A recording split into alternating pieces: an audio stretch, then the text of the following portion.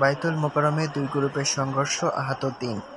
জাতীয় মসজিদ বায়তুল মোকাররমে সাবেক খতিব ও বর্তমান ইমাম সমর্থকদের মধ্যে সংঘর্ষের ঘটনা ঘটেছে।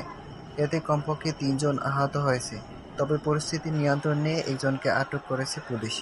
শুক্রবার দুপুরে জাতীয় মসজিদে একটি দল নিয়ে প্রবেশ করেন সাবেক খতিব মাওলানা মোহাম্মদ রুহুল আমিন।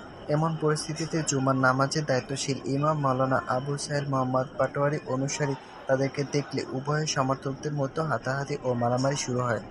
এ সময় বায়তুল মোকাররম মসজিদের ২ থেকে ৩টি গ্লাস ভেঙে যায়। দুই পক্ষের সংঘর্ষের খবর পেয়ে আইনশৃঙ্খলা পরিস্থিতি নিয়ন্ত্রণে নেয়। এ ঘটনার পর সাবেক খতিব মাওলানা রুহুল আমিন মসজিদ এলাকা ত্যাগ করেন। বর্তমান বায়তুল মোকাররম মসজিদ এলাকা পরিস্থিতি স্বাভাবিক রয়েছে।